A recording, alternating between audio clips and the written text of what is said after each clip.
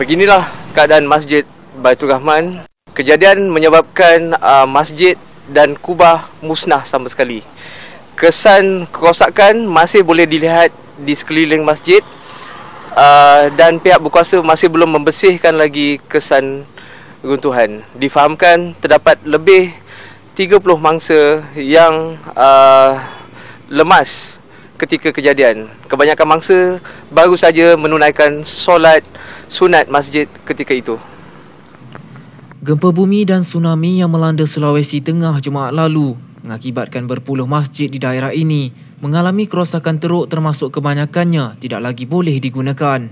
Wartawan yang meninjau keadaan di sekitar daerah ini pada Khamis mendapati lebih 20 masjid di sepanjang 10 km pesisir pantai Palu sehingga ke Panawa Donggala terjejas akibat bencana berkenaan. Wartawan turut terhidu bau hamis darah mangsa di sekitar kawasan berkenaan, terutama membabitkan Masjid Baitur Rahman di Jalan Diponegoro yang musnah 100%. Seorang penduduk berkata masjid utama di Kota Palu tumbang menyembah bumi sekelip mata bersama kubah besar selepas dipukul tsunami setinggi lebih 5 meter. Menurutnya ketika kejadian azan maghrib baru saja berkumandang sebelum ombak besar tsunami tiba-tiba muncul sejurus gempa berlaku. Sementara itu, siap masjid berkenaan berkata kejadian gempa berlaku ketika dia sedang melaungkan azan maghrib selain terdapat lebih 10 jemaah lain di dalam masjid. Gempa bumi menyebabkan dia dan jemaah hilang imbangan dan terjatuh mendadak sebelum segera melompat keluar dari beranda masjid untuk menyelamatkan diri ke kawasan lapang berhampiran. Wartawan kini berada di kampung Tor Saleh, Donggala yang terjejas akibat gempa bumi tempoh hari. Saya berada di masjid di mana berlaku kesan retakan akibat gempa bumi berkenaan. Bersama saya, imam dan juga tok siap masjid yang berada di masjid ketika kejadian. Pak Saleh, boleh ceritakan sedikit apa yang berlaku ketika kejadian dan di mana Pak Saleh ketika itu? Saya itu belum ada di masjid. Saya Pak di sini. Kemudian itu belum lewat jembatan sudah goyang. Terpaksa saya tidak jadi ke masjid. Okay. Iya, itu saja. Okay. Iya. Dan Tok Siak ketika itu katanya sedang azan ya? Ya, azan sudah. Ya, di dalam masjid. Di dalam masjid sudah. Begitu azan, mampir anna Muhammad Rasulullah, begitu mampir angkat saya, hayya ala shalah, sudah gentar. Saya lepas mic itu, saya lari. Lagi. Berapa lama kesan gempanya Bapak dirasai? 3 menit. Ya, udah 3 menit begitu. 3 menit. Ya. Pas saya nonton TV itu sudah ada guncangan keras. Keras sekali. Terus saya keluar situ, saya ada berhenti sedikit. Nah, terus saya masuk ulang, guncangan lagi. Nah, jadi sudah panik semua. Saya lihat ke arah laut. Laut sudah naik, jadi saya bilang kan keluarga semua naik ke gunung semua. Jadi alhamdulillah selamat ke gunung. Sekarang ini masjidnya bisa digunakan atau tidak? Masjid. Masjid. Alhamdulillah bisa untuk besok sholat Jumatnya.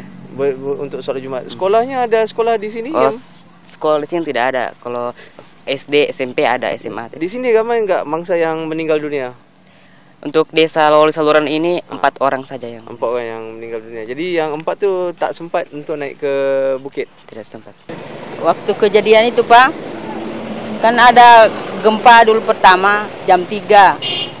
Habis jam 3 saya cuci pakaian, cuci piring, habis itu mandi. Habis mandi lipat pakaian, sementara lipat pakaian sudah ada gempa 7,7 itu kalau tidak salah. Nah, situ sudah terjadi naik air laut. Kita semua lari ke gunung. Di laut naik, Bapak segera selamatkan siapa dahulu? Ini keluarga. Saya kan dari pantai sana langsung lari ke terbelah sudah tanah di depan saya. Terbelah tanah di depan. Iya, di situ. Dan kemudian Bapak gendong siapa? Cucu dahulu kan? Ya digendong. Ini kan di sana. Posisi di sana dia. Kita di sini. Jadi kita cepat-cepat lari ke gunung semua. Apa yang dapat Bapak selamatkan? Motor. Cuma motor saya simpan di situ saja. Untung juga tidak kena. Motor pun Bapak bawa naik ke gunung? Saya simpan di situ. Di belakang situ. Di belakang masjid. Di belakang masjid. Karena air batas di situ. Di belakang masjid. Datang macam mana itu Pak? Boleh cerita sedikit? Airnya datang bergulung berapa kali Pak? Bapak kalau tidak salah 4 kali itu gelombang yang besar itu. Ada setinggi mana Bapak masa itu? Ada setinggi sampai 5 meter? Dia lewati rumah, Pak. Lebih tinggi dia daripada rumah. Lebih tinggi daripada rumah? Iya. 5 meter ya, Pak? Iya, mungkin sekitar 5 meter itu. 5, 6 begitu. Sekarang ni ada bantuan yang akan disalurkan sama ada rumah baru atau tenda atau bagaimana, Pak? Kita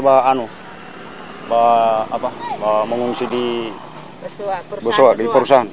Lari ke sana. Satu malam kita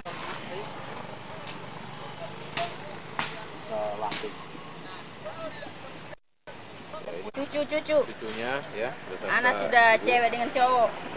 Dia menyaksikan rumahnya yang dulu hanya menyelamatkan barang seadanya saja ya. Hanya baju. Kalau 10 malam itu kejadian, mungkin habis gitu. Kalau Tidak atas. mobil yang